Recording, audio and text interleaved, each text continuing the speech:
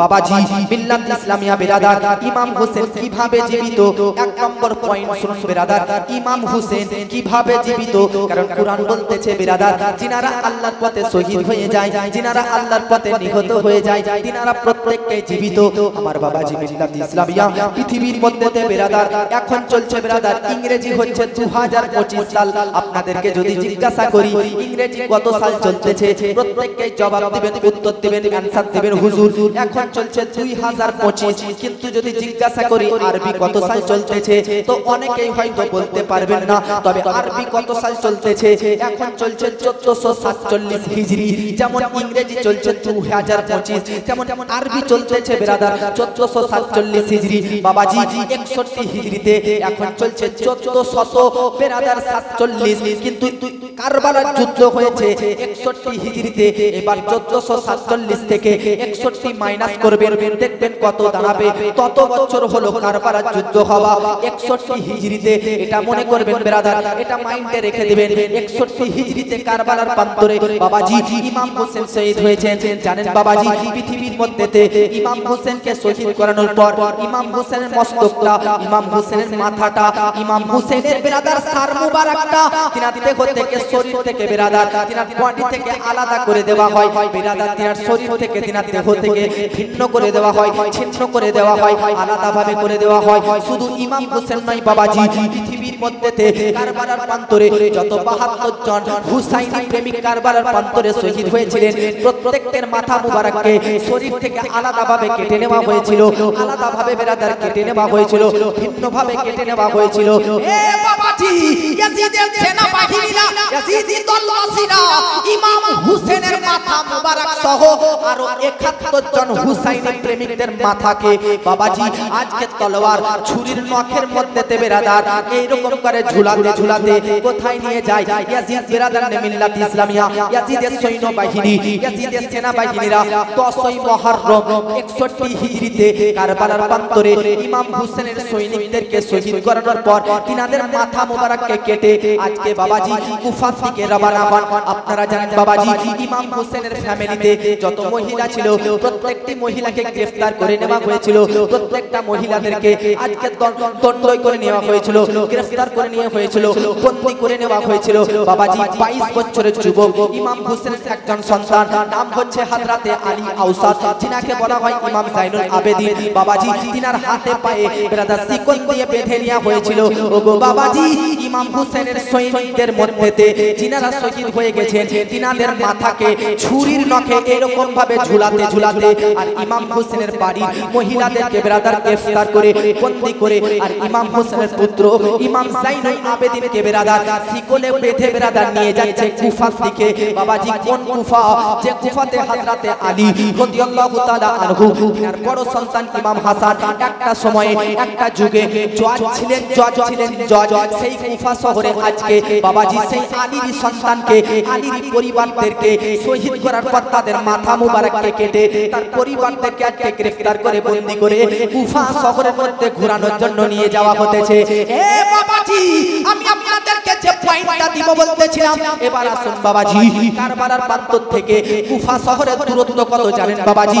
কারবালা থেকে কুফা 74 কিলোমিটার রাস্তা, 74 কিলোমিটার রাস্তা, 74 কিলোমিটার রাস্তা। বাবাজি কারবালা থেকে 10ই মুহররম পেরিয়ে যায়। 11ই মুহররম সকাল বেলাতে ইয়াজিদের বাহিনীরা, ইয়াজিদের সৈনিকরা ইমাম হোসেনের সকল সৈনিকদের মাথা এবং তিনার পরিবার ফ্যামিলিদেরকে গ্রেফতার করে বন্দী করে কুফা শহরের মধ্যে নিয়ে যাচ্ছে। সেই কুফা শহরের মধ্যে তখন ছিল ওবাইদুল্লাহ ইবনে জিয়াদ, যিনি একজন বিরাদার ইন্টারন্যাশনাল কুখ্যাত পাপী। এ বাবাজি ওবাইদুল্লাহ ইবনে জিয়াদ তারই ষড়যন্ত্রে, তারই চক্রান্তে ইমাম হোসেনকে শহীদ করা হয়েছে। সেই বিরাদার কুফা শহরের জজ, কুফা শহরের গভর্নর ছিল ওবাইদুল্লাহ ইবনে জিয়াদ। বাবাজি এই ওবাইদুল্লাহ ইবনে জিয়াদ বলতে থাকে আজকে কুফা শহরকে সাজিয়ে দাও, কুফা শহরকে সাজানো হোক, যেমন আজকে আপনারা জালসা করতেছেন তার জন্য প্যান্ডেল সাজিয়েছে। কিন্তু বাবাজি ইমাম হোসেনের মাথা মুবারক, তিনার প্রত্যেকটি সৈনিকদের মাথা মুবারককে কুফার মধ্যেতে ঘুরানোর জন্য বিরাদার বেরাদার কুফা শহরকে সাজানো হচ্ছে, পরিবারদেরকে বন্দী পরিবারদেরকে গ্রেফতারমূলক পরিবারদেরকে বেরাদার কুফা শহরের মধ্যে ঘুরিয়ে নিয়ে বেড়ানোর জন্য, তামাশা করার জন্য ওবাইদুল্লাহ ইবনে জিয়াদ এই ব্যক্তি হচ্ছে ইয়াজিদের একজন বেরাদার চালহা, ইয়াজিদের একজন সেনা বাবাজি, এর হুকুমে কারবালার প্রান্তর থেকে বেরাদার কুফা শহরে বন্দী বানিয়ে নিয়ে আসা হয় ইমাম হোসেনের সৈনিক, ইমাম হোসেনের ফ্যামিলিদেরকে। আর ইমাম হোসেনের সৈনিকদের মাথা মুবারককে তলোয়ারের উপর নিয়ে কুফার মধ্যেতে ঘোরানো হচ্ছে। এ বাবাজি, এমন অবস্থায় একজন বৃদ্ধ বয়স্ক সাহাবী, তিনার নাম কি? নাম হচ্ছে হযরতে যায়েদ। পিতার নাম কি? তিনার নাম হচ্ছে আরকাম। হযরতে যায়েদ বিন আরকাম রাদিয়াল্লাহু তাআলা আনহু বলতেছেন, আমি কুফার মধ্যেতে বাড়ির ছাদের মধ্যে ছিলাম। এই যে একটা বাড়ি, বাড়ির একটা ছাদ আছে কুফার মধ্যেতে। বৃদ্ধ একজন সাহাবী রাসূল, নবী প্রেমিক ব্যক্তি হযরতে যায়েদ বিন আরকাম রাদিয়াল্লাহু তাআলা আনহু, তিনি বলতেছে কুফা শহরের মধ্যেতে ইমাম হোসেনের পরিবারদেরকে যখন শিকলে করে বেঁধে বন্দী বানিয়ে ঘুরানো হচ্ছিল, আর ইমাম হোসেনের মাথাকে যখন ছুরির উপরে তলোয়ারের উপরে নিয়ে ঘুরে বেড়ানো হচ্ছিল, আমি যায়েদ বিন আরকাম সাহাবী রাসূল বাড়ির ছাদ থেকে সবকিছু দেখতেছিলাম, সবকিছু দর্শন করতেছিলাম। জাইনাবকে আজকে বন্দী বানানো হয়েছে, সাকিনাকে বন্দী বানানো হয়েছে, আজকে মুআজ্জাজ সাহেরবানুকে বন্দী বানানো হয়েছে, হযরত ইমাম যাইনুল আবেদিন 22 বছরের যুবককে শিকলে বাঁধা হয়েছে। আমার সবার দিকে দৃষ্টি যায়, শেষ প্রান্তে ইমাম হোসেন সিফতে রাসূলের দিকে দৃষ্টিপাত হয়ে যায়। হযরতে যায়েদ বিন আরকাম বলতেছে, ছাদ থেকে দেখতেছি ইমাম হোসেনের মাথা মোবারকটাকে দেখতেছি, ইমাম হোসেনের লব দুটো যেন হিলতেছে, লব দুটো যেন হিলতেছে। বাবাজি, একটা কথা বলেন তো, কারো শরীর থেকে মাথাটা যদি দুই ভাগ করে দেওয়া হয়, কারো শরীর থেকে মাথাটা যদি কেটে আলাদা করে দেওয়া হয়, মাথা থেকে মাথাটা যদি, মস্তকটা যদি, ঘাড়টা যদি আলাদা করে দেওয়া হয়, বলুন ব্রাদার, লব দুটো কি হিলবে? জিভা কি হিলবে? কথা কি বলতে পারবে? কিন্তু বাবাজি, এটা সাধারণ কোনো ব্যক্তি নয়, ইনি হচ্ছে ইমাম হোসেন, জিনার দেহ মুবারক কারবালাতে আর মাথা মুবারক কুফা শহরের মধ্যে ঘোরানো হচ্ছে। সাহাবী বলতেছে, ইমাম হোসেনের লব দুটো যেন হিলতেছে, নড়াচড়া করতেছে। আমি সাহাবী রাসূল বাড়ির ছাদের মধ্যে থাকতে পারলাম না, বাড়ি থেকে নিচে নামলাম, দৌড়তে ইমাম হোসেনের মাথা যে তলোয়ারটার উপরে রাখা হয়েছে সেই দিকে দৌড় দিলাম। গিয়ে দেখলাম ইমাম হোসেনের লবটা বাস্তবে নড়াচড়া করতেছে। আমি সাহাবী ইমাম হোসেনের মুখ মুবারকে, ইমাম হোসেনের মুখে লবের কাছে, ঠোঁটের কাছে যখন আমি নিজের কান লাগালাম, দেখতেছি, শুনতেছি, শ্রবণ করতেছি, কাটা মস্তক থেকে, কাটা মাথা থেকে যেন ইমাম হোসেন কুরআন পাঠ করতেছে। কাটা মাথা, কাটা মস্তক, কাটা সার কুফা শহরের মধ্যে ঘুরাচ্ছে পাপী তাপী ওবাইদুল্লাহ ইবনে জিয়াদ। তো ইমাম হোসেনের লব দুটো, ঠোঁট দুটো যেন হিলাচড়া করতেছে, নড়াচড়া করতেছে। সাহাবী হযরত যায়েদ বিন আরকাম বলতেছে যে আমি দেখতেছি নড়াচড়া করতেছে লব দুটি, কান লাগালাম, তা দেখতেছি কুরআন পাঠ করতেছে। কোন আয়াতটা পাঠ করতেছে, কোন সূরা থেকে? তো হযরত ইমাম হোসেন, সূরার নাম সূরা আল কাহফ, আয়াত হচ্ছে আম হাসিবতা আন্না আসহাবাল কাহফি ওয়ার রাকিব। হযরত ইমাম হোসেনের লব দুটো যেন সূরা কাহফের এই আয়াতটি পাঠ করতেছে। জগৎবাসী যারা বলতে থাকে যে ইমাম হোসেন মৃত, তাদেরকে বলতেছি ইমাম হোসেনের মস্তক থেকে, কাটা মাথা থেকে কুরআনের আয়াত পাঠ করা প্রমাণ করতেছে যে ইমাম হোসেন তিনি সশরীরে জীবিত। জোরে বলে সুবহানাল্লাহ। এটা একটা রিওয়ায়াত। আপনি এবার একটু কথার মাঝে কথা শুনুন। এটা একটা কিতাবে লেখা আছে, আর একটা কিতাবে লেখা আছে ইমাম হোসেন রাদিয়াল্লাহু তাআলা আনহুর মাথা মুবারককে, এটা একটা কুফা শহরের মধ্যে ঘোরানো দৃশ্য। আর একটা কিতাবে লেখা আছে ইমাম হোসেনের এই কাটা মাথা থাকে ওবাইদুল্লাহ ইবনে জিয়াদ, তিনি নেককার না পাপী বললাম আপনাদেরকে, নেককার না পাপী? জোরে বলেন, নেককার না পাপী? কুফা শহরের গভর্নর। শুনতেছেন না কথা? বুঝতে পারছেন? ওবাইদুল্লাহ ইবনে জিয়াদ কুফা শহরের গভর্নর, সে বলল ইমাম হোসেনের মাথাটাকে আমার কাছে নিয়ে আসো। ইমাম হোসেনের মাথাটাকে ওবাইদুল্লাহ ইবনে জিয়াদ এই সিংহাসনের এরকম চেয়ারে বসে আছে, আর কাটা মাথাটাকে ওবাইদুল্লাহ ইবনে জিয়াদ পাপির সামনে একটা টেবিল, একটা প্লেটে ইমাম হোসেনের মাথাকে রাখা হয়েছে। আর ওবাইদুল্লাহ ইবনে জিয়াদ তার নোংরা নাপাক ছুরির নখ দিয়ে ইমাম হোসেনের লবে গুঁড়ো মারছে। বুঝেন না? বুঝেন না আপনারা? এরকম করে মুআজ্জাজ তলোয়ার ছুরির মাধ্যমে ইমাম হোসেন লব দুটোকে যেন হিলানোড়া করাচ্ছে এরকম তলোয়ারে। তো ওখানে একজন সাহাবী ছিলেন, ওই সাহাবী বলতেছে, এ পাপী, তুই কার লবকে, কার ঠোঁটকে, কার মাথাকে তুই এরকম বেয়াদবি করতেছিস? জানিস যে ওই হোসেন জিনার এই লব দুটোকে কখনো কখনো নবী চুষতেন। সুবহানাল্লাহ। ওই হুসেনের মস্তক, যে হুসেনের মস্তক, যে হুসেনের শরীরকে নবী আমার কখনো শুনতেন। শোনা বুঝেন না? শুনতেন। নবীকে জিজ্ঞাসা করা হলো যে আপনি ইমাম হোসেনের বডি শুনতেছেন কেন? তো নবী বলতেছে শুনবো না কেন? কারণ সাইয়্যিদি, আমার যে সন্তান ইমাম হোসেন, ইনি হচ্ছেন জান্নাতি ফুল। ইনার শরীরকে যদি আমি শুনতেছি, এই জন্য যেহেতু ইনার শরীর থেকে জান্নাতের ফুলের সুগন্ধ বার হতেছে। এই সাহাবী বলতেছে এই হুসেনের মাথাকে তুমি নড়াচড়া করাচ্ছ।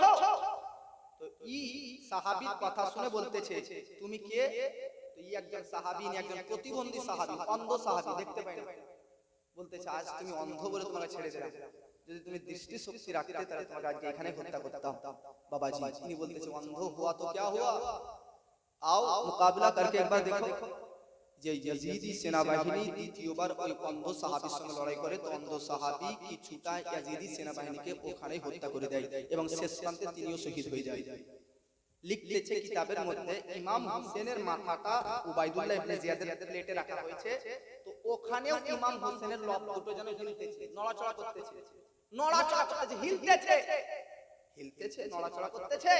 তো দেখি আর একবার কান লাগাই, তো কান লাগাচ্ছে, ওখানেও একটা কুরআন শরীফের আয়াত পাঠ করতেছে। জোরে বলে আয়াতটা কি? আল্লাহ পাক বলতেছে ওয়ালা তাহসাবান্নাল্লাহ গাফিলান আম্মা ইয়ামালু যালিমুন। জোরে বলে সুবহানাল্লাহ। কাটা মস্তক মাথা থেকে কেউ যদি মুআজ্জাজ সূরা পাঠ করে, আয়াত পাঠ করে, বলুন জিন্দা না মুর্দা? জোরে বলে। এটা দ্বিতীয় রিওয়ায়াত বলেন না, আপ 3 নম্বর রিওয়ায়াত আসুন। 3 নম্বর আরেকটা ঘটনা শুনুন, আরেকটা ঘটনা। এটা তো কুফার কথা বললাম, এবার কুফা থেকে নিয়ে যাই মেন যে ইয়াজিদ তার রাজ্যে, তার এলাকা কোনটা? দিমাশক, যাকে উর্দুতে দামেস্ক বলা হয়, বাংলাতে দামেস্ক বলা হয়। তো ইমাম হোসেনের মাথাটা কুফা থেকে বের করে নিয়ে যায় দিমাশকে, সিরিয়া। अब শুনুন একটু দেখুন, ইমাম হোসেনের মাথাটা যখন সিরিয়াতে ঘোরানো হচ্ছে, কোথায়? জোরে বলেন কোথায়? জোরে বলেন কোথায়? সিরিয়াতে। তখন একজন তাবেঈ, যিনারা নবীকে তো দেখেননি তবে সাহাবীদেরকে দেখেছেন, সিনার নাম কি? হযরতে মিনহাল ইবনে আমর রাহমাতুল্লাহ আলাইহি। এই বুজুর্গ তাবেঈ তিনি বলতেছে যে ইমাম হোসেনের মাথাকে যখন দিমাশকের প্রান্তরে ঘোরানো হচ্ছিল, তো একটা বাড়ির সাইড দিয়ে নিয়ে যাওয়া হচ্ছিল, তো সেই বাড়িতে কুরআন শরীফ পাঠ করা হচ্ছিল, সেই বাড়ির একজন ব্যক্তি পাঠ করতেছিল আম হাসিবতা আন্না আসহাফাল কাহাফ। আপনারা ইতিহাসের পাতা সার্চ করবেন, ইতিহাস সার্চ করবেন, দেখবেন আজ থেকে ৩-৪ হাজার বছর আগে একটা ঘটনা ঘটেছিল পৃথিবীতে। এক বাদশা, অত্যাচারী বাদশা, প্রতারক বাদশা ছিল। ওই বাদশা কোনো আল্লাহওয়ালা ব্যক্তিকে পছন্দ করত না, কোনো আল্লাহওয়ালা ব্যক্তিকে মুআজ্জাজ সামাইনে কেরাম একসেপ্ট করত না, কোনো আল্লাহওয়ালা ব্যক্তিকে সে দেখতে পারত না। কিন্তু সেই যুগে তার এলাকাতে 9 থেকে 10 জন ব্যক্তি এত আল্লাহওয়ালা ব্যক্তি ছিলেন যে এমন আল্লাহওয়ালা আল্লাহ প্রেমিক যে বাদশার ভয়ে জানের ভয়ে কিন্তু সে মুআজ্জাজ সামানে کرام বাদশার কথায় আল্লাহকে ত্যাগ করেননি, বরং বাদশার রাজ্য থেকে বেরিয়ে যায়। বাদশার সেনাবাহিনী মিলে ওই 9 থেকে 10 জন আল্লাহ প্রেমিক থেকে তাড়া করতে থাকে। এরা সবাই দৌড়তে দৌড়তে গিয়ে একটা গুহায় বাস করতে থাকে। সেই গুহাতে বাস করে আল্লাহর তরফ থেকে গুহার দরজাতে একটা দরজা সেটিং করে দেয়। তারা কিন্তু ঘুমিয়ে যায়। একটু পর যখন ঘুম থেকে উঠে তারা বলতে থাকে কতক্ষণ ঘুমালাম? তো আল্লাহর কুরআন বলতেছে তারা ওই গুহার মধ্যে 309 বছর ঘুমিয়ে গেছে। জোরে বলুন সুবহানাল্লাহ। কত বছর ঘুমিয়েছে? 309 বছর। তাদেরকে বলা হয় আসহাফে কাহাফ। কাহাফ শব্দের অর্থ গুহা, গুহাবাসী। তাদের সঙ্গে একটা কুকুরও ছিল। কুকুরটা জান্নাতি, তার নাম মুফাসসিরিনে কেরাম বলতেছে কিতমির, আর কোরআনের ভাষায় বলতেছে রাকিব। এই কুকুরটাও জান্নাতে যাবে। পৃথিবীর মধ্যে কোনো কুকুর জান্নাতে যাবে না, কোনো পশু জান্নাতে যাবে না। গরু হোক, ছাগল হোক, সাপ হোক, ব্যাঙ হোক, একমাত্র মানুষ ছাড়া দুনিয়াতে যা কিছু দেখছেন কিচ্ছু জান্নাতে যাবে না। হাসরের ময়দানে সবাইকে তোলা হবে। আপনি যতটা গরু পোষেছেন, আপনি যতটা ছাগল পোষণ করেছেন, আপনার ফ্যামিলি পরিবারে যতটা জীবজন্তু পশু পক্ষী দেখেছেন, সবগুলো হাসরের প্রান্তরে জমা হবে। তারপর বিচার হবে। বিচারের পর আল্লাহ পাক বলবে মানুষ আর জিন এই দুটোই জাতি জান্নাতে যাবে, না হলে জাহান্নামে যাবে। মানুষ আর জিন ছাড়া যত মাখলুকাত আছে, যত সৃষ্টি আছে, সাপ হোক, ব্যাঙ হোক, গরু হোক, ছাগল হোক, গরু হোক, ঘোড়া হোক, উট হোক, যত হোক, সবাইকে আল্লাহ বলবে মাটি হয়ে যাও, মাটি হয়ে যাও, সব মাটি হয়ে যাবে। দুনিয়ার মধ্যে কোনো পশু জান্নাতে যাবে না, কিন্তু কিছু পশু জান্নাতে যাবে। কিছু পশু কেন? তাদের কানেকশন, তাদের যোগাযোগ, তাদের কন্টাক্ট নবীগণদের সঙ্গে থাকার কারণে, ওলিগণদের থাকার কারণে আজকে একটা কুকুর যে ওই আসহাফে কাহাফ গুহাবাসীদের সঙ্গে বিরাজ করেছিল, তার জন্য সেই কুকুরটি জান্নাতে যাবে। জগৎবাসী তো একটা কুকুর যদি আল্লাহওয়ালাদের সঙ্গে সম্পর্ক রাখার কারণে, কন্টাক্ট রাখার কারণে, যোগাযোগ করার কারণে, লিংক রাখার কারণে যদি জান্নাতে যায়, তো গোবিন্দগঞ্জ গ্রামবাসীকে বলতে চাই ইমাম হোসেনের সঙ্গে মৃত্যু পর্যন্ত কন্টাক্ট রাখুন, যোগাযোগ রাখুন। কেন? কারণ কুকুর যদি আল্লাহওয়ালার সঙ্গে যোগাযোগ রেখে জান্নাতে যায়, তো আমরা তো আশরাফুল মাখলুকাত মুসলমান হুসেনের সঙ্গে কানেকশন রাখলে অবশ্যই জান্নাতে চলে যাবে। জোরে বলুন সুবহানাল্লাহ। বারবার স্টেজে উঠা বলা কেন করছো? তো বাবাজি মিল্লাত ইসলামিয়া, আমি বলতেছিলাম আসহাফে কাহাফের ঘটনা। তো কোরআনের এই আসহাফে কাহাফের ঘটনাটাকে নিয়ে দিমাশকের প্রান্তরে একজন ব্যক্তি কোরআনের আয়াত পাঠ করতেছে, আর ইমাম হোসেনের মাথাটা যাচ্ছে।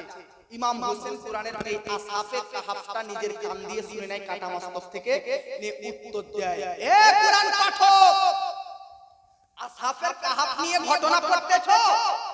আজাবু মিন আসহাফিল কাহফি হামলি ওয়া কাতলি। জোরে বলুন সুবহানাল্লাহ। শুনো, আসহাফে কাহাফের চাইতেও আমার ঘটনা হচ্ছে বেশি যন্ত্রণাদায়ক, বেশি আশ্চর্যজনক।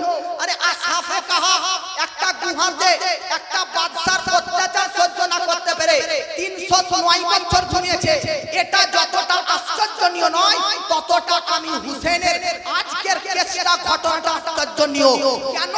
কারণ আসহাফে কাহাফরা আজকে বাদশার অত্যাচারে চলে এসেছিল, কিন্তু আমি হুসেনকে মদিনা থেকে মক্কা, মক্কা থেকে কুফা, কুফা থেকে কারবালা পর্যন্ত ধোঁকা দিয়ে ডেকে এনে আমাকে শহীদ করা হয়েছে।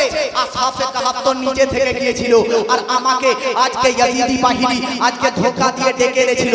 আমি যুদ্ধ করার জন্য আসিনি, আমি লড়াই করার জন্য আসিনি। মানুষ যুদ্ধ করতে গেলে কি কেউ তার ফ্যামিলিকে, স্ত্রীদেরকে নিয়ে যায়, বাচ্চা ছেলেদেরকে নিয়ে যায়? যায় না। মানুষ যদি যুদ্ধ করতে যায়, আজকে বড় বড় মুআজ্জাজ শক্তিশালী শক্তিশালী বড় বড় পাহেলওয়ানদেরকে নিয়ে যায়, কিন্তু হুসেনের হিস্ট্রি সোর্স করুন।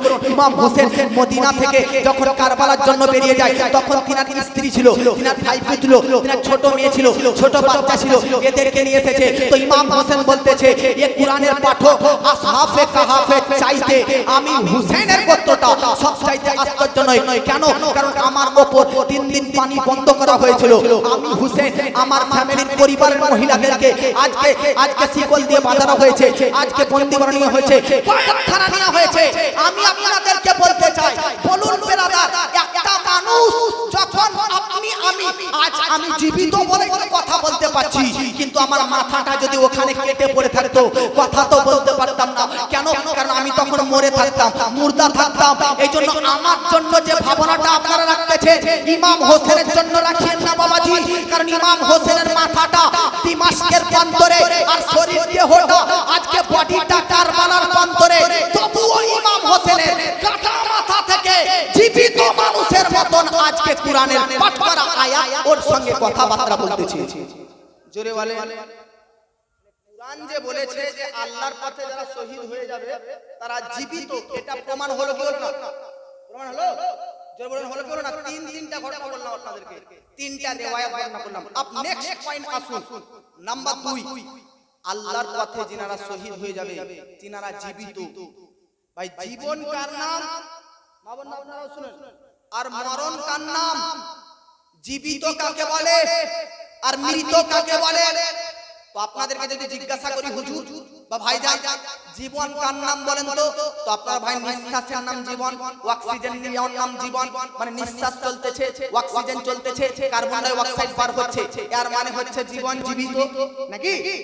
কিন্তু যদি অক্সিজেন বন্ধ হয়ে যায়, নিঃশ্বাস বন্ধ হয়ে যায়, কার্বন ডাই অক্সাইড বার করা বন্ধ হয়ে যায়, চোখ বন্ধ হয়ে যায়, কর্ণ শক্তি বন্ধ হয়ে যায়, আজকে মুআজ্জাজ সামাইনে কেরাম শরীরের প্রত্যেকটি অঙ্গ প্রত্যঙ্গ হচ্ছে নড়াচড়া করা বন্ধ হয়ে যায়, তো এবার আপনারা কি বলবেন বলেন তো? মৃত বলবেন কি বলবেন না? মৃত বলবেন কি বলবেন না? ভাই আপনারা ধ্যান দিচ্ছেন তো? জীবন জীবিত কাকে বলা হয়? যার শরীরে নিঃশ্বাস চলে, নিঃশ্বাস চলাচল করে, তাকেই জীবিত বলা হয়। আর মৃত কাকে বলা হয়? যার শরীরে নিঃশ্বাস চলাচল করে না, অক্সিজেন বন্ধ হয়ে যায়, তাকেই মৃত। এটা আপনারা আমরা মনে করি, কিন্তু কুরআন বলতেছে না না না না না, এর নাম জীবন নয়। নিঃশ্বাস চলতেছে এর মানে যে জীবিত তাও নয়, আবার নিঃশ্বাস বন্ধ হয়ে গেছে এর মানে যে মৃত এটাও নয়। তো আল্লাহকে জিজ্ঞাসা করেন, আল্লাহ তাহলে জীবিত কাকে বলতেছো তুমি? তোমার নজরে মৃত কে আর জীবিত কে? তো আল্লাহ পাক বলতেছে, আমার কালাম পাঠ কর, কুরআন পাঠ কর, বুঝে যাবি। আসুন কুরআনের মধ্যে পাঠ করি। আল্লাহ পাক বলতেছে, হাত্তা পৃথিবীর মধ্যে নবীদেরকে কেন প্রেরণ করা হয়েছে? কুরআনের মধ্যে সাত জায়গাতে লিপিবদ্ধ রয়েছে। একটা আয়াত শুনুন, আল্লাহ পাক বলতেছে, বাবাজি ইয়াতলু আলাইহিম আয়াতিকা ওয়া ইউআল্লিমুহুমুল কিতাবা ওয়াল হিকমা ওয়া ইউযাক্কিহিম। বাবাজি পৃথিবীর মধ্যে নবীদেরকে কেন প্রেরণ করা হয়েছে? মানব জাতির হেদায়েতের জন্য, কুরআনের আয়াত পরিবেশন করার জন্য, কুরআনের আয়াত পাঠ করিয়ে দেওয়ার জন্য, আজকে শরীয়তের বিধিবিধান প্রচার করার জন্য, আল্লাহর একত্ববাদের ডঙ্কা পৃথিবীতে বাজানোর জন্য আল্লাহ পাক নবীগণদেরকে পথ প্রদর্শক করে পৃথিবীর মধ্যে প্রেরণ করেছেন। বাবাজি এবার একটা কথা বলুন তো, পৃথিবীর মধ্যে হেদায়েত আল্লাহর কাছ থেকে নিয়ে এসেছেন কে? তো উত্তর আসবে নবীগণ। আল্লাহর কাছ থেকে বার্তা নিয়ে এসেছেন কে? নবীগণ। আল্লাহর মেসেজ বান্দাদের কাছ পর্যন্ত পৌঁছে দিয়েছেন কে? নবীগণ। আল্লাহর কাছ থেকে আজকে জান্নাতের বর্ণনা শুনেছেন কার কাছ থেকে? তো উত্তর আসবে নবীগণ। বাবাজি জাহান্নামের ভয়ঙ্কর ঘটনা শুনেছেন কার কাছ থেকে? নবীগণদেরকে কাছ থেকে। বাবাজি জিজ্ঞাসা যদি করা হয়, ঈমান নিলেন কার কাছ থেকে? নবীর কাছ থেকে। আল্লাহকে চিনলেন কার কাছ থেকে? জোরে বলুন, নবীর কাছ থেকে। জোরে বলুন। তাহলে হেদায়েত, ঈমান, ইসলাম, কুরআন, শরিয়াত এগুলো পেয়েছি কার কাছ থেকে বলেন তো? ভাই কার কাছ থেকে? নবী শব্দটা বলতে কষ্ট হচ্ছে আমাদের? পেছন দিক থেকে বলেন, ঈমান, হেদায়েত, ইসলাম, কুরআন, শরিয়াত সব কিছু পেয়েছি কার কাছ থেকে? জোরে বলেন, কার কাছ থেকে? এই যে মাইক वाला, বক্স वाला, হোন্ডা वाला, এর কাছ থেকে যে আপনারা বক্স হোন্ডা নিয়েছেন, পয়সা লিবে কি লিবে না? লিবে কি লিবে না? বাহ বাহ। বুঝা যাচ্ছে কারো কাছ থেকে কিছু পেতে গেলে বা নিতে গেলে তাকে কিছু পারিশ্রমিক মজুরি দিতে হয়। কথা ঠিক কিনা? আমি বক্তব্য রাখতে এসেছি, আমিও তো ফ্রি তো নয়, আমি তো কিছু মজুরি পারিশ্রমিক দেব। আজকে মুআজ্জাজ সামাইনে কেরাম, এই যে ইউটিউবার ভাইরা এসেছে, এরা যে আপনাদের এদের চ্যানেলগুলো থেকে আপনারা মোবাইলে মুআজ্জাজ সামাইনে কেরাম যে ওয়াজ শুনেন, তো তারও তো কিছু পার্সেন্টেজ ইনকাম এই ইউটিউবার ভাইদেরও হয়। এর অর্থ হচ্ছে আপনারা মোবাইলে ওয়াজ শুনতেছেন আমার, তো এই ওয়াজ শোনার পরিবর্তে আপনার যে নেট ব্যবহার হচ্ছে তার থেকে কিছুটা যে চ্যানেলের মালিক তাকে ওই ইউটিউবারের কোম্পানি দিয়ে দেয়। বুঝা যাচ্ছে মুআজ্জাজ এই প্যান্ডেলওয়ালা যারা প্যান্ডেল দিয়েছে সেও কিন্তু টাকা নেবে, বক্সওয়ালা বক্স দিয়েছে সেও টাকা নেবে, বক্তব্য রাখতেছি এও আমিও কিন্তু টাকা নেব। বাবাজি আজকে আপনারা চাষ করেন, জমিতে চাষ করেন, ধানের চাষ, গমের চাষ, বিভিন্ন আজকে যাবতীয় শাকসবজির চাষ করেন, তো যারা চাষী ব্যক্তি তারা যদি অন্য কোনো ব্যক্তির জমিতে মুনিশ হিসাবে যায়, কর্মচারী হিসাবে যায়, তবু একটা মজুরি পারিশ্রমিক নেবে। আমি বলতে চাই আপনাদেরকে, দুনিয়াতে চাষ করার জন্য বহু কিছু কীটনাশক, বহু বিষ, কিন্তু বহু সার সাহা দোকান থেকে ক্রয় করতে আসে, ফ্রিতে দেয় না, পয়সা দেয়। আমি আপনাদেরকে বলতে চাই, জমিকে আজকে মুআজ্জাজ সামাইনে কেরাম খনন করার জন্য কোদালের প্রয়োজন হয়, ট্রাক্টরের প্রয়োজন হয়, ট্রাক্টরওয়ালা, ট্রাক্টরের মালিক ফ্রিতে করে দেয় না, তার একটা পারিশ্রমিক নেয়, তার একটা মজুরি নেয়। আপনাদেরকে আমি একটা কথা বলতে চাই, মাইকওয়ালার কাছ থেকে মাইক নিতে হলে সে টাকা চাইবে, হুন্ডাওয়ালার কাছ থেকে হুন্ডা নিতে গেলে সে টাকা নিবে, আজকে পিন্ডালওয়ালার কাছ থেকে পিন্ডাল ভাড়া নিলে সে টাকা নিবে, আজকে কর্মচারীর কাছ থেকে কর্ম নিতে গেলে সে টাকা নিবে। ইয়া রাসূলুল্লাহ, ইয়া হাবিবাল্লাহ, আপনার কাছ থেকে আমরা মুসলমান ঈমান পেলাম, হেদায়েত নিলাম, ইসলাম নিলাম, কুরআন পেলাম, শরীয়ত পেলাম, আল্লাহকে চিনলাম, জান্নাতের ব্যাপারে শুনলাম, জাহান্নামের ব্যাপারে শুনলাম, লৌহ কালাম আরশ কুরসি সব কিছুর ব্যাপারে জানলাম, শুনলাম, মানলাম। ইয়া রাসূলুল্লাহ বলেন, আপনি আমাদেরকে কুরআন দিলেন, ইসলাম দিলেন, ঈমান দিলেন, হেদায়েত দিলেন, সব কিছুই দিলেন, কি চান? পয়সা চান, টাকা চান, জমি চান, জায়গা চান, ব্যাংক চান, ব্যালেন্স চান, পয়সা চান, কি চান? আল্লাহ পাক বলতেছে, আপনি নবী বলে দিন জগৎবাসীদেরকে যে তোমাদেরকে কুরআন দিয়েছি, তোমাদেরকে হাদিস দিয়েছি, তোমাদেরকে শরীয়ত দিয়েছি, তোমাদেরকে ইসলাম দিয়েছি, তোমাদেরকে হিদায়াত দিয়েছি, তোমাদেরকে ঈমান দিয়েছি। আল্লাহ পাক বলতেছে, কুল কুল, নবী আপনি বলুন, কুল লা আসআলুকুম আলাইহি আজরান ইল্লাল মাওয়াদ্দাতা ফিল কুরবা। হে নবী জগৎবাসীকে বলে দিন, জগৎবাসী তোমাদেরকে কুরআন, ইসলাম, হেদায়াত, ঈমান দিয়েছি, এর পরিবর্তে না টাকা চাই, না জমি চাই, না জায়গা চাই, না অর্থ চাই, না ব্যাংক চাই, না ব্যালেন্স চাই, শুধু একটা জিনিস চাই, শুধু অনলি ফর একটা, সেটা কি? আল্লাহ পাক বলতেছে, নবী উম্মতদেরকে বলে দেন, উম্মতরা জানো আপনি নবীর বংশধর আহলে বায়াতদেরকে ভালোবাসে। জোরে বলেন, এত কিছু আল্লাহ আমাদেরকে দিয়েছে, সব কিছু যা কিছু দিয়ে। আচ্ছা বলেন তো, আজকে এই যে মাইকওয়ালা এত উন্নতি করতে পেরেছে, তো মাইকওয়ালা আপনি মানেন কি মানেন না যেগুলো আল্লাহ দিয়েছে? আমি বক্তব্য রাখতে এসেছি আপনার সম্মুখে, তো আমাকে যে বক্তব্য রাখার ক্ষমতা আল্লাহ দান করেছেন না? ইনারা বসে আছেন বয়োজ্যেষ্ঠ সম্মানীয় ব্যক্তি, স্টেজে বসার সুযোগ আল্লাহ করে দিয়েছে কি দেয়নি? টাকা পয়সা ধনী বানিয়েছেন আপনাকে, আল্লাহ করেছেন কিনা? তো আল্লাহ তো আপনাকে সব কিছু দিয়েছে, সব কিছু করিয়ে দিয়েছে, এর পরিবর্তে আল্লাহ কি চান একবার জিজ্ঞেস করেছেন? জিজ্ঞেস করুন, দেখুন কোরআন থেকে উত্তর পাবেন। আল্লাহ বলছে যে শুধু একটাই চাই, সেটা হচ্ছে তোমাদের কাছ থেকে নবীর বংশধরদেরকে ভালোবাসা। জোরে বলেন সুবহানাল্লাহ।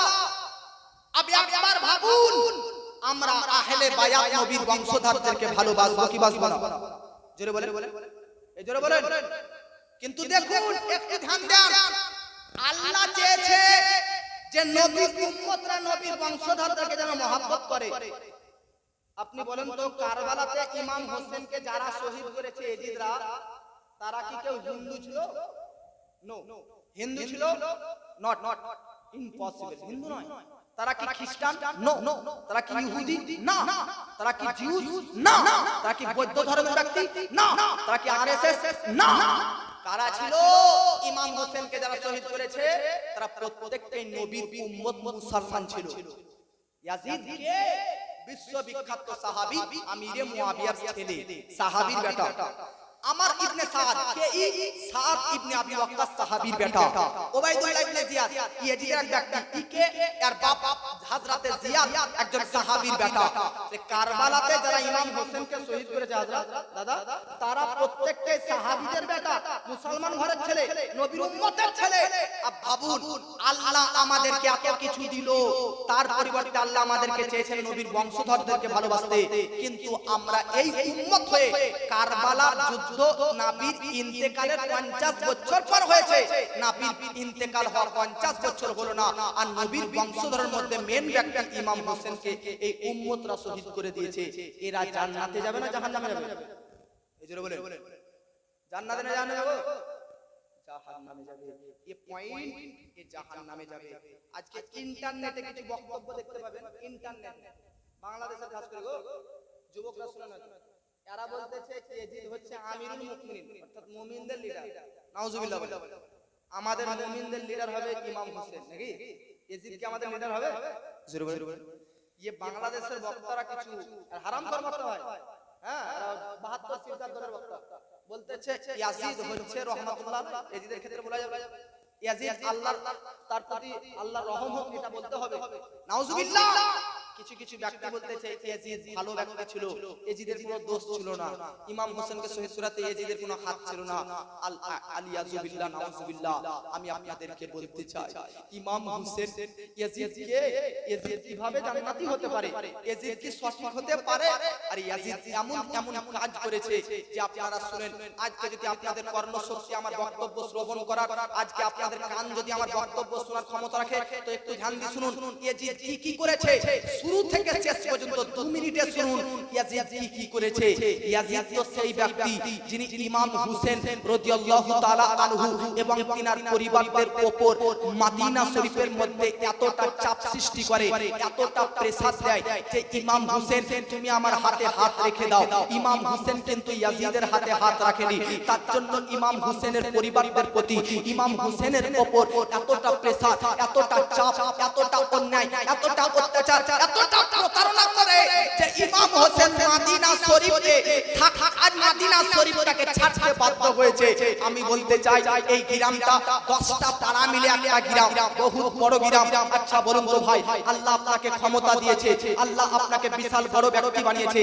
আপনি কোন মানুষকে যদি অত্যাচার করেন, আপনার বাড়ির পাশে প্রতিবেশীর মধ্যে কারোর প্রতি যদি প্রতারণা করেন, অত্যাচার করেন, সে ব্যক্তি যদি গ্রামে না থাকে, আপনার অত্যাচার, আপনার অন্যায় সহ্য না করতে পেরে তাকে যদি গ্রাম ছাড়তে হয়, ভাবুন আপনার কপালে কখনো জান্নাত নসিব হতে পারে না।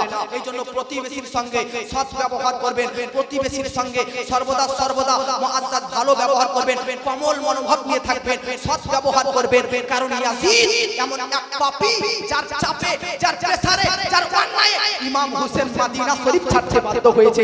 জানেন কোন মদিনা শরীফ? যে ওই মদিনা শরীফ যে মদিনাতে মসজিদে নববী আছে, যে মসজিদে নববীতে আপনার গোবিন্দগঞ্জ হোক, আর মালদা হোক, আর কালিয়াচক হোক, আর পাঁচতলা মসজিদ হোক, আর মিলকির মসজিদ হোক, এই সমস্ত মসজিদে যদি 50,000 রাকাত নামাজ পড়েন, আর মসজিদে নববী মদিনা শরীফের মসজিদ, এই মসজিদে 1 রাকাত নামাজ পড়েন, তো আপনার এলাকার 50,000 রাকাতের নামাজের সমতুল্য মদিনা শরীফের মসজিদে নববীর মধ্যে পড়া 1 রাকাতের সমতুল্য।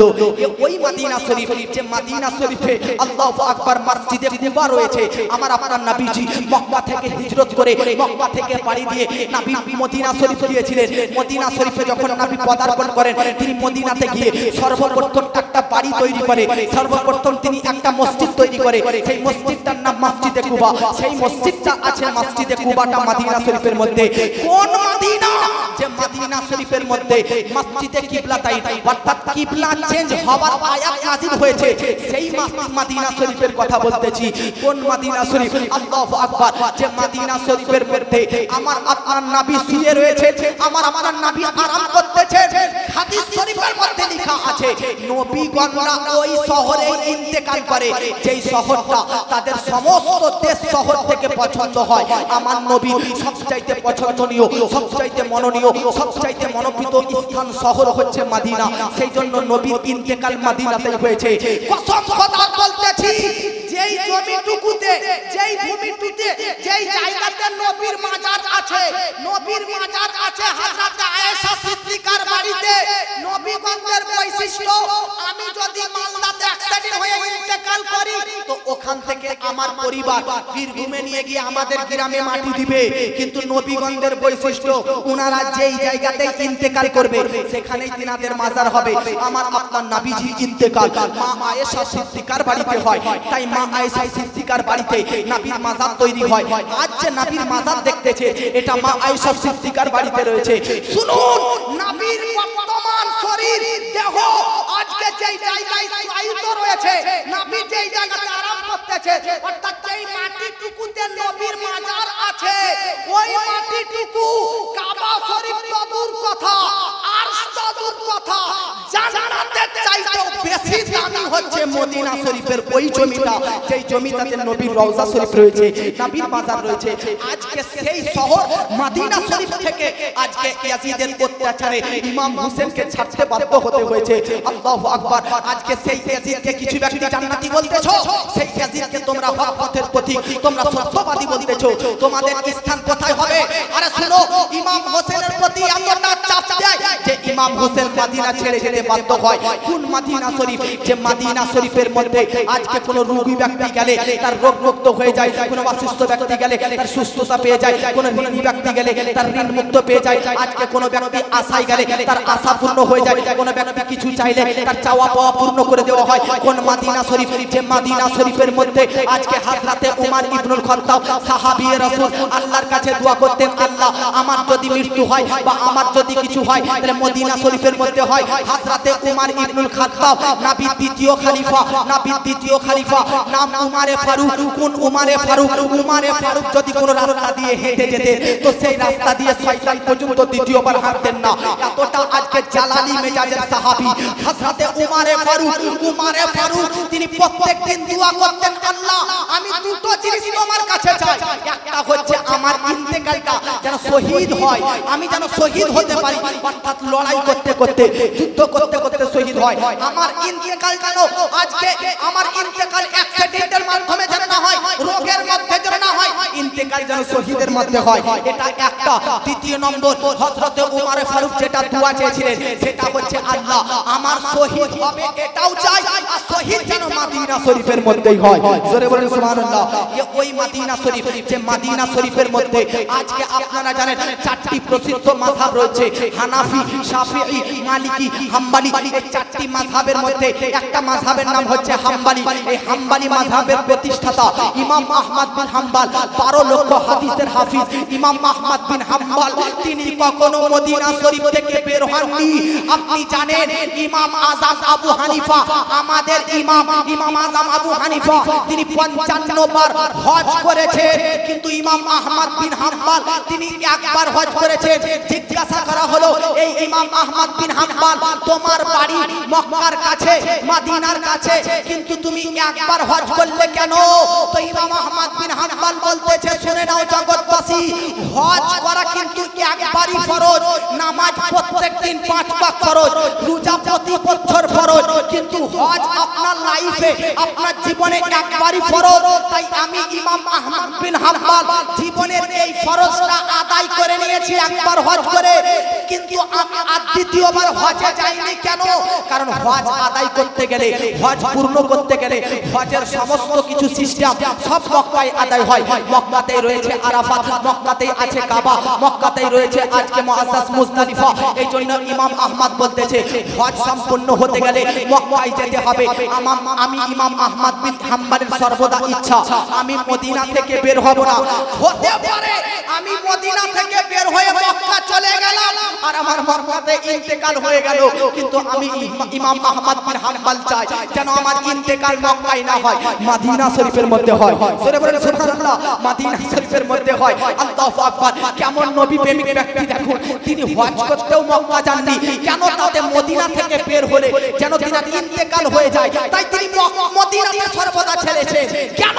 কারণ তার জীবনের সর্বদা ইচ্ছা আমার ইন্তেকাল যেন মদিনাতেই হয়। দেখুন কত মদিনার প্রতি মহব্বত ছিলেন, সেই মদিনা শরীফকে ইমাম হোসেনকে ইয়াজিদের জন্য ছাড়তে হয়েছে। শুনেন জগৎবাসী, ইমাম আহমদ বিন হাম্বল এমন একজন নবী প্রেমিক ছিলেন যিনি কখনো জুতো পরে মদিনাতে ঘুরেননি, জুতো পরে ঘুমাননি।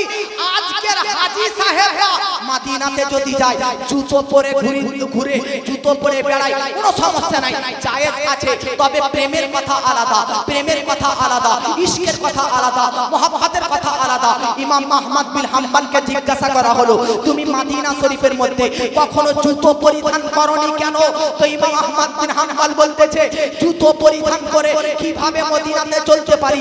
যে ওই মদিনা যে মদিনাতে নবী হেঁটেছেন, যে ওই মদিনা যে মদিনাতে নবী আরাম করেছেন, যে ওই মদিনা যে মদিনাতে নবী কখনো সাইত শুয়েছেন, ওই মদিনা যে মদিনাতে নবী বিশ্রাম করেছেন। হতে পারে আমি জুতো পরে মদিনার ওই জায়গাটাতে পা রেখে দিলাম, যেই জায়গাতে আমার নবী শুয়েছিলেন, যে জায়গাতে নবী আমার আরাম করেছেন। এইজন্য আমি ইমাম আহমদ বিন হাম্বল কখনো আমি মদিনা শরীফে জুতো পরে চলাফেরা করিনি। আল্লাহু আকবার। শুনেন, আপনি নবী প্রেমিক কি নবী প্রেমিক? ইমাম আহমদ বিন হাম্বল কতটা নবী প্রেমিক ছিলেন যে নবী তো নবী, নবীর শহর মদিনা শরীফে জুতো পরিধান করে যাননি তো যাননি, কখনো তিনি মদিনা শরীফের মধ্যে পায়খানা করেননি, প্রসাব করেননি। কেন? হতে পারে কোনো জায়গাতে পায়খানা প্রসাব করলাম আর সেখানে নবী হেঁটে গিয়েছেন, বিয়াদবি হবে, তার জন্য মদিনাতে কখনো পায়খানা প্রসাব করেনি। মদিনা থেকে একটু বেরিয়ে গিয়ে দিনার প্রসাব পায়খানার বেদনা উঠলে বাইরে গিয়ে করে আসতে।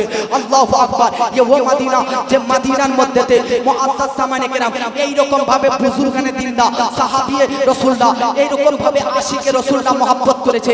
যে ও মদিনা শরীফ যে মদিনা শরীফ সম্পর্কে আল্লাহ পাক কসম করেছে, লা উকসিবু বিহাযাল বালাদ ওয়া আতা হিল্লুম বিহাযাল বালাদ। ভাবুন জগৎবাসী, ওই মদিনা শরীফ, ওই মদিনা যে মদিনা, শুনেন কিয়ামতের আলামত আপনারা তো শুনেছেন যে কিয়ামত কখন হবে? যখন একটা চোখওয়ালা দাজ্জাল আসবে, এক হাতে থাকবে আজকে মুআজ্জাজ জান্নাত, এক হাতে থাকবে জাহান্নাম, কপালে লেখা থাকবে কাফের।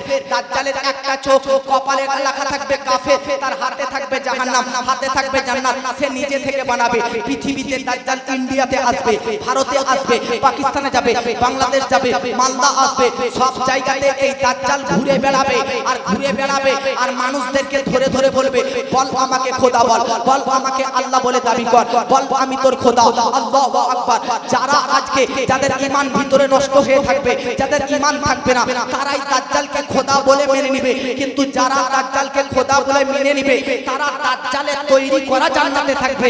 কিন্তু যারা দাজ্জালকে খোদা বলবে না, যারা দাজ্জালকে এক আল্লাহ বলে স্বীকার করবে না, তাদের উপর জুলুম করবে দাজ্জাল, তাদের প্রতি অত্যাচার করবে। কিন্তু যখনই তার মৃত্যু হবে, ওই আল্লাহ প্রেমিককে আল্লাহ নিজের তৈরি করা জান্নাতের মধ্যে দিবে। শুনে নিন জগৎবাসী, আমার বক্তব্য রাখার মূল উদ্দেশ্য হচ্ছে এটাই। দাজ্জাল ভারতে যেতে পারে, দাজ্জাল পাকিস্তানে যেতে পারে, দাজ্জাল আফগানিস্তানে যেতে পারে, দাজ্জাল বাংলাদেশে যাবে। পৃথিবীর মধ্যে কম বেশি 206টি দেশ রয়েছে। শুনেন, দাজ্জাল পৃথিবীর প্রত্যেকটি শহরে, প্রত্যেকটি কান্ট্রিতে, প্রত্যেকটি প্রবাসে যাবে, কিন্তু একটা দেশে ঢুকতে পারবে না, একটা এলাকায় ঢুকতে পারবে না, একটা সিটিতে প্রবেশ করতে পারবে না। দাজ্জাল ওই কোন শহর, যে শহরটাতে তুমি প্রবেশ করতে পারবে না। ভারতে তুমি প্রবেশ করতে পারছো, বাংলাদেশে তুমি প্রবেশ করতে পারছো, পাকিস্তানে তুমি প্রবেশ করতে পারছো, ইরানে প্রবেশ করতে পারছো, আফগানিস্তানে প্রবেশ করতে পারছো, কিন্তু তুমি কোন শহরে প্রবেশ করতে পারবে না। তো নবী বলতেছে, দাজ্জাল মদিনা শরীফের মধ্যে প্রবেশ করতে পারবেন না। জোরে বলুন সুবহানাল্লাহ। মদিনা শরীফের মধ্যে প্রবেশ করতে পারবেন না। মদিনাতে কেন প্রবেশ করতে পারবেন না? তো শুনেন জগৎবাসী, আপনি মুআজ্জাজ জামাইনে কেরাম, এটা ধরেন একটা এমএলএ এর বাড়ি, এই বাড়িটা ধরেন প্রধানমন্ত্রীর বাড়ি। তো প্রধানমন্ত্রীর বাড়ি হলে, এমএলএ এর বাড়ি হলে, বাড়ির দরজার সিকিউরিটি গার্ড থাকবে কি থাকবে না?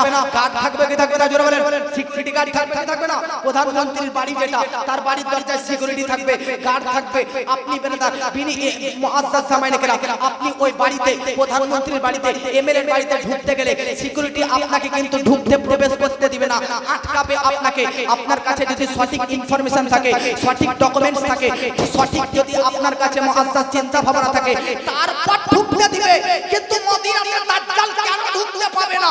তো শুনেন, কারণ মদিনা শরীফের মধ্যে নবী প্রেমিকরা ঢুকবে, নবী আশিকরা ঢুকবে। গাদ্দারে খোদা, গাদ্দারে খোদা, গাদ্দারে খোদা, গাদ্দারে রাসূলুল্লাহ ঢুকতে পারবে না। দাজ্জাল তো নিজেকে খোদা দাবি করবে, দাজ্জাল তো নিজেকে আল্লাহ দাবি করবে, দাজ্জাল তো মানুষের প্রতি অত্যাচার করবে, মুমিনদের প্রতি অত্যাচার করবে। কিভাবে মদিনা শরীফের মধ্যে ঢুকতে পারবে? তো এমএলএ এর বাড়িতে কেউ ঢুকতে চাইলে সিকিউরিটি গার্ড থাকে। আর মদিনা শরীফের যতটা দরজা প্রবেশ দুয়ার আছে, আল্লাহ পাক মদিনা শরীফ যখন থেকে তৈরি হয়েছে তখন থেকে মদিনা প্রত্যেকটি প্রবেশ দুয়ারে দুটো করে ফারিস্তা সিকিউরিটি গার্ড লাগিয়ে দিয়েছে। এই জন্য দাজ্জাল আজকে মদিনা শরীফের প্রবেশ করতে পারবে না। কেন? কারণ ফারিস্তা গার্ড করতেছে, ফারিস্তারা গাইড দিতেছে। ফারিস্তাদের গাইডকে ভেঙে ফারিস্তার গার্ডকে সরিয়ে আজকে দাজ্জাল প্রবেশ করতে পারবে না। এ হচ্ছে মদিনা, এ হচ্ছে মদিনা।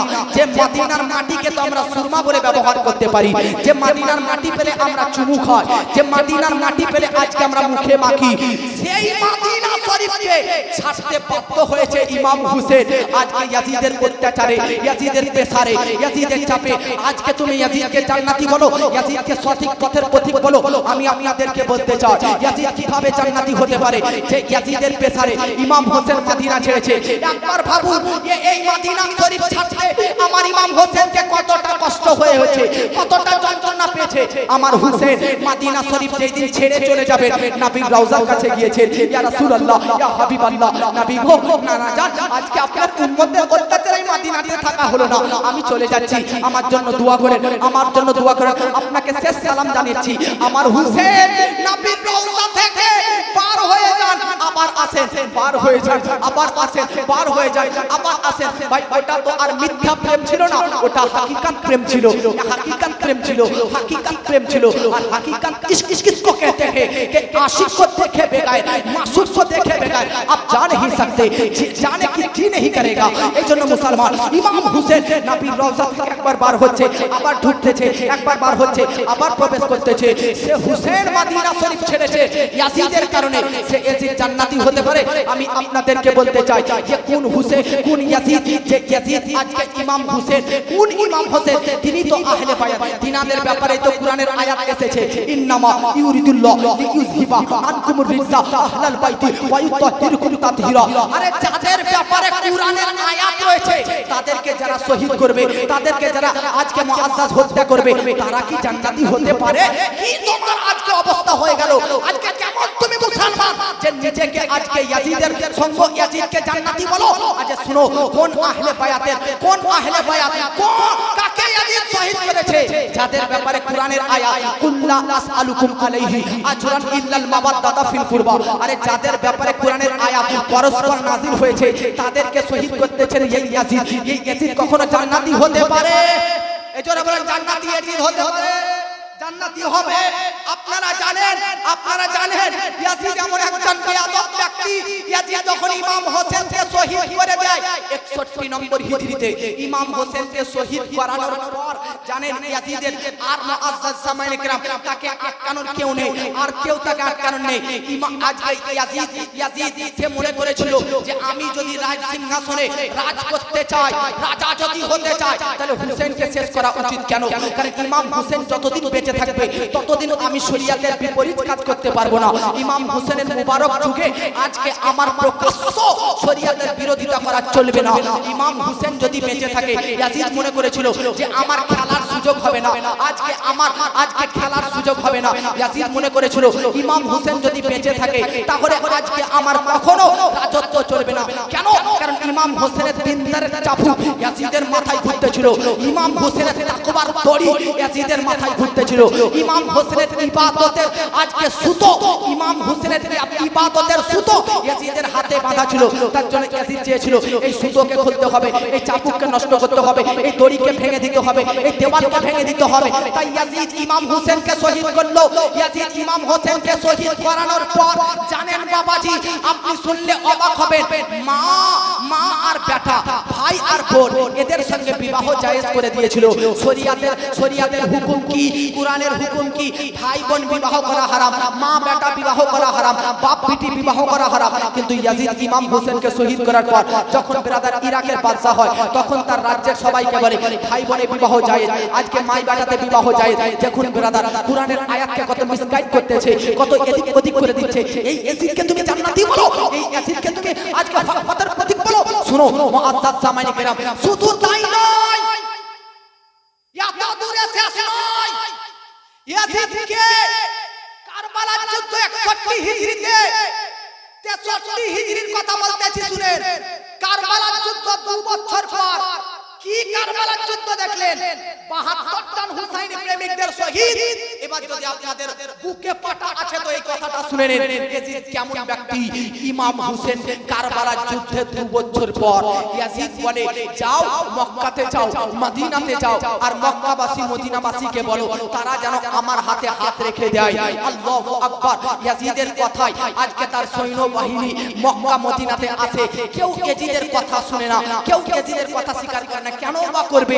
যে মক্কা মদিনাতে আজকে ইমাম হোসেনকে শহীদ করেছে, সেই ইমাম হোসেনের প্রেমিক মক্কা মদিনার লোক ইয়াজিদের হাতে হাত রাখতে পারে না? কখনোই না, কখনোই না, কখনোই না। ইয়াজিদ বললেন ঠিক আছে, ঠিক আছে।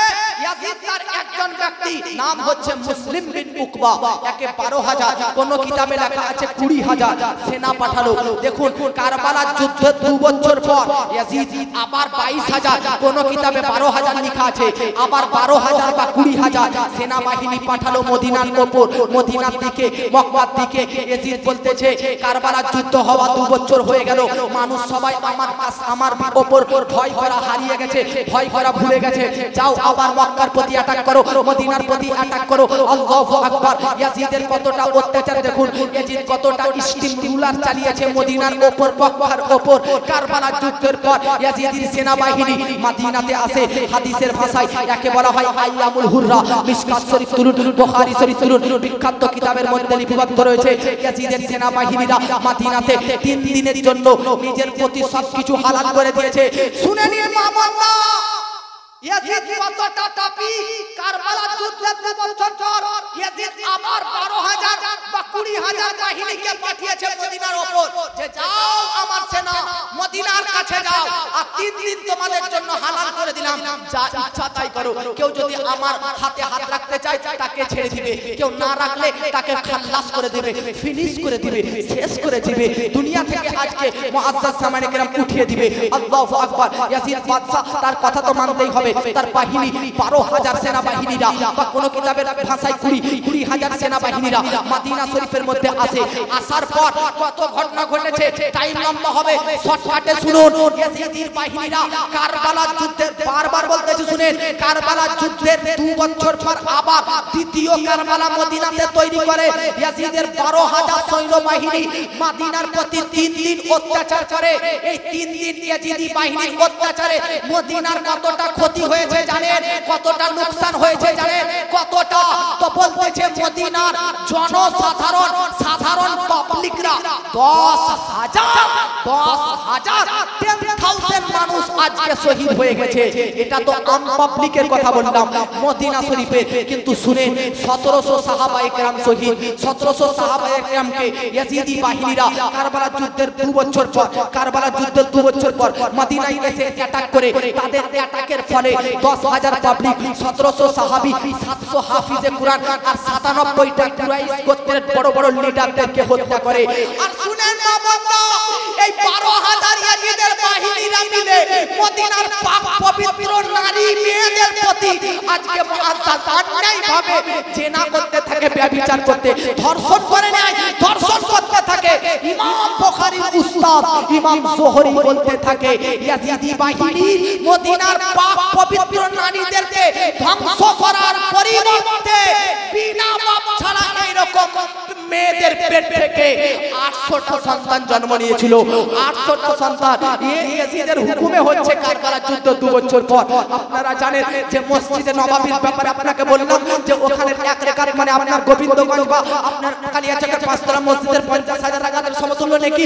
সেই মসজিদে নববীতে ইয়াজিদি বাহিনী আজকে সমস্ত গুনাহ, সমস্ত উট বেঁধে রেখেছে। বলুন বেরাদার, মসজিদে কেউ কথাবার্তা দুনিয়াবি কথা বললে তার আমল নষ্ট হয়ে যায়। মসজিদে কথা বলা হারাম, মসজিদে দুনিয়াবি কথা বলা হারাম। এইজন্য মসজিদে কথা বলা যাবে না, গীবত করা যাবে না, পরনিন্দা করা যাবে না, পরচর্চা করা যাবে না। মসজিদের মধ্যে বাচ্চাদেরকে নিয়ে আসা নিষেধ আছে। অতি বাচ্চা যাদের মাইন্ড ঠিক নেই, যাদের মস্তিষ্ক ঠিক নেই, যারা কি করে এটাও বুঝে না, এরকম বাচ্চাদেরকে মসজিদে আনাটা ঠিক নয়। কেন? কারণ মসজিদে এসে হট্টগোল তৈরি করতে পারে। তো ভাবুন, মসজিদকে আল্লাহ পাক এতটা হুরমত দান করেছে যে মসজিদের মধ্যে আজকে বাচ্চাদেরকেও পর্যন্ত নিষেধ, তাতে যেন কোনো ক্যাচার ম্যাচার আওয়াজ না হয়।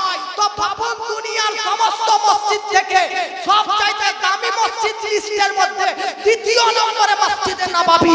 সেই মসজিদে নববীতে ইয়াজিদি বাহিনী ঘোড়া বেঁধে রেখেছে, উট বেঁধে রেখেছে। ঘোড়া, উট, এদের পোশাক পায়খানা সব মসজিদে নববীর মধ্যে রয়েছে। 3 দিন পর্যন্ত নামাজ বন্ধ, 3 দিন পর্যন্ত মুআজ্জাজ সামাইনে কেরাম আযান বন্ধ মসজিদে মদিনা শরীফের মধ্যে। এই 3 দিন আল্লাহু আকবার, এতটা অত্যাচার। গাসিরুল মালাইকা সাহাবী রাসূল হযরতে হানজালা, তিনার একটা বেটা ছিল, নাম হচ্ছে হযরতে আব্দুল্লাহ। তিনি বলছে, হাদিসে লেখা আছে যে এমন ভাবে ইয়াজিদির বাহিনীরা মদিনার প্রতি অত্যাচার করে, মনে হতেছে যে এবার মনে হয় কিয়ামত হয়ে যাবে। আকাশ থেকে সূর্য খসে পড়ে যাবে, চন্দ্র খসে পড়ে যাবে, আকাশ থেকে পাথর বর্ষণ হতে থাকবে। দেখুন বেরাদার, আপনারা কারবালার যুদ্ধই মনে করেন শেষ না, কিন্তু শুনেন কারবালার পরের এগুলো যুদ্ধের ঘটনা। মুআজ্জাজ কারবালার 2 বছর পরে ইয়াজিদের হুকুমে এগুলো হতেছে। কতটা মদিনার প্রতি অ্যাটাক! 3 দিন পর্যন্ত পুরো মদিনার মধ্যে কোন সাহাবী ঘর থেকে বের হতে পায় না। কেউ যদি বের হচ্ছে তাকে বন্দী বানিয়ে নেওয়া হচ্ছে, না তাকে হত্যা করে দেওয়া হচ্ছে। আপনারা তো শুনলেনই, 10,000 শহীদ, 1700 সাহাবী, 700 কোরআনের হাফিজ, 97টি আজকে কুরাইশ গোত্রের বড় বড় লিডার। 3 দিন পর্যন্ত মসজিদে আযান বন্ধ, মসজিদে নামাজ বন্ধ, কোন সাহাবী বাড়ি থেকে বের হতে পারেনি। কিন্তু একটা মুআজ্জাজ সামাইনে কেরাম, দামি কথা আপনাদেরকে বলবো, আর একটা আপনাদের খুশির কথা বলবো। এত 3 দিন পর্যন্ত মসজিদে নববী সহ পুরো মদিনা শরীফের মধ্যে অত্যাচার হতেছে, তবুও পুরো মদিনাবাসীর মধ্যে কারো 5 ওয়াক্তের নামাজের মধ্যে 1 ওয়াক্তও নামাজও কাজা হয়নি। সুবহানাল্লাহ। আজ মদিনাতে এত অ্যাটাক, এত অত্যাচার, এত অন্যায়, এত প্রতারণা হওয়ার পরেও যদি কারো নামাজ কাজা না হয়, আপনাকে তো আল্লাহ কত খুবসুরত, কত সৌন্দর্য দান করেছে, জীবন কত সুন্দর বিল্ডিং দিয়েছে, কত টাকা পয়সা দিয়েছে, অর্থ দিয়েছে। আজ আপনি নামাজ থেকে দূরে, আজ আপনি নামাজ থেকে সরে। না বাবাজি, মসজিদের সঙ্গে সম্পর্ক রাখুন। শুনে 3 দিন পর্যন্ত অ্যাটাক চলছে মদিনার উপর। একজন তাবেঈ হুজুর, নাম কি? সাঈদ ইবনে মুসাইয়িব। তিনি বলতেছে, পাগল সেজেছিলাম আমি, পাগল, তাতে যেন আমাকে কেউ ভালো ভেবে অ্যাটাক না করে। সাঈদ ইবনে মুসাইয়িব বলতেছে, আমি পাগল সেজে যেখানে মদিনাতে নবীর রওজা আছে তার পাশে আছিলাম, এমন এক জায়গায় আমি লুকিয়ে ছিলাম, এমন এক জায়গায় যে কখন রাত হতো আর কখন দিন হতো বুঝতে পারতাম না। জোরে বলে 2-4 জন যুবক কিন্তু মুখ থেকে হাসি বার করতেছে। আমাকে চিনেন না ভাই? কারবালার কথা শুনতে আপনার মুখ দিয়ে কিভাবে হাসি বার হতে পারে? মদিনার প্রতি এত অ্যাটাক হতেছে, ভাই আপনারা হাসতে পারেন? আপনারা জোরে বলুন সুবহানাল্লাহ। হযরতে সাঈদ ইবনে মুসাইয়িব তাবেঈ, তিনি বলতেছেন, তিনি এত অত্যাচার মদিনার উপর যে আমি পাগল সেজে এমন এক জায়গায় লুকিয়েছিলাম যেখানে না রাত বুঝতে পারতাম না দিন। খাওয়া দাওয়া তো দূরের কথা, তবুও 1 ওয়াক্তের নামাজ কাজা হয়নি। ওনাকে জিজ্ঞাসা করা হলো, হুজুর রাত দিন বুঝতে পারতেন না, তাহলে নামাজের টাইম টেবিল কিভাবে মেইনটেইন করতেন? জোহর কোনটা বাবা কি করে বুঝতেন? ফজর কোনটা কি করে বুঝতেন? আসর কোনটা কিভাবে বুঝতেন? মাগরিব কোনটা কিভাবে বুঝতেন? এশা কিভাবে কোনটা কি বুঝতেন? তো শুনেন, হযরতে সাঈদ ইবনে মুসাইয়িব বলতে, রাত দিন বুঝতে পারতাম না, ঠিক আমি টাইম টেবিল কটা বাজতে এটা বুঝতে পারতাম না, তবে প্রতিটা নামাজের ওয়াক্ত বলে আমি বুঝতে পারতাম। কিভাবে? তো সাঈদ ইবনে মুসাইয়িব বলতেছে, যখন যখন নামাজের টাইম হতো তখন তখন আমার নবীর কবর রওজার ভিতর থেকে আযানের শব্দ শুনতে পাওয়া যেত।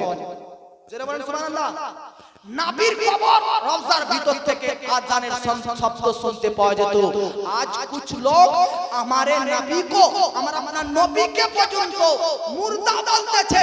তাদেরকে এই হাদিসটা শোনান যে আইয়ামুল হুরনাতে সাঈদ ইবনে মুসাইয়িবের যেটা ব্যক্ত যে তিনি নিজের কানে নবীর রওজার ভিতর থেকে মুআজ্জাজ সামাইনে কেরাম আযানের শব্দ শুনতে পেয়েছে, তাদের কারণে। তাহলে ভাবুন তিনি জিন্দা না মুর্দা।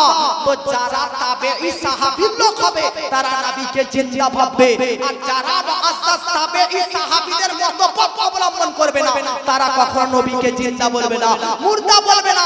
সুন্নি ব্যক্তি আজ আলা হযরতের নাম নেন আপনারা, ইমাম আহমদ রাজা খান আপনারা ভক্ত, কুরবান চান, বেরেলি শরীফের কন্ট্যাক্ট, বেরেলি শরীফের সম্পর্ক সাহাবী তাবেঈদের সঙ্গে ওয়াহাবীদের সঙ্গে নয়। কারণ সাহাবীদের আকীদা নবী জিন্দা, তো বেরেলির ইমামের আকীদা তু জিন্দা হে ওয়াল্লাহ, তু জিন্দা হে ওয়াল্লাহ মেরে চশমে আলম সে ছুপ জানে ওয়ালে।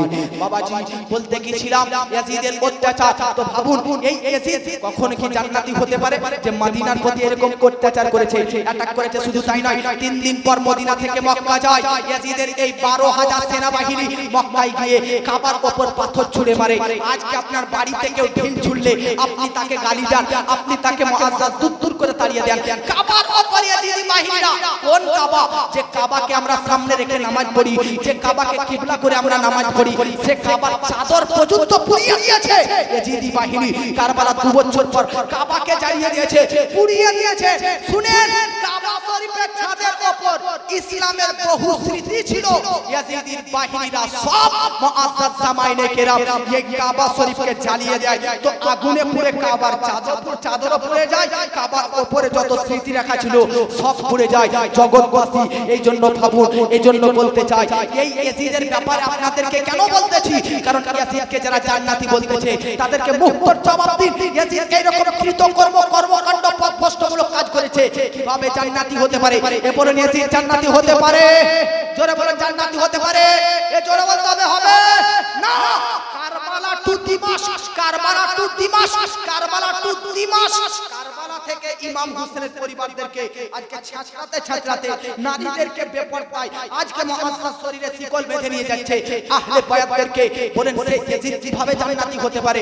শুনেন, এই কারবালা থেকে দিমাশক যাওয়ার পথে ইয়াজিদের সেনাবাহিনীরা দেখতেছে এক জায়গাতে, একটা দরজাতে একটা শের, একটা ছন্দ লিখে দিয়েছিল, যেটা কোন কিতাবের মধ্যে লিখতেছে আমার নবীর পৃথিবীতে আসার 500 বছর আগে, মানে 300 বছর আগে লেখা ছিল, আর তারজু উম্মাতুন কাতালাত হুসাইনা শাফাআতা জাতিহি ইয়াউমাল হিসাব। একটা দেওয়ালে লেখা ছিল নবীর পৃথিবীতে আসার 500 বছর আগে থেকে একটা দেওয়ালে লেখা ছিল যে যারা নবীর নাতি ইমাম হোসেনকে শহীদ করবে তারা কখনো নবীর শাফাআত পেতে পারে না, নবীর সুপারিশ পেতে পারে না, জান্নাতি পেতে পারে না। এইজন্য এবার শুনেন বাবাজি, এইজন্য যারা ইয়াজিদ আজকে ইয়াজিদকে জান্নাতি বলতেছে, ইয়াজিদকে সঠিক পথের প্রতীক বলতেছে, তাদেরকে বলুন আপনি পৃথিবীর মধ্যে বুখারী তুলুন, মুসলিম তুলুন, আজকে আবু দাউদ তুলুন, নাসাই তুলুন, ইবনে মাজাহ তুলুন, পৃথিবীর মধ্যে যত বড় বড় কিতাব আছে কোন কিতাবের মধ্যে ইয়াজিদ জান্নাতি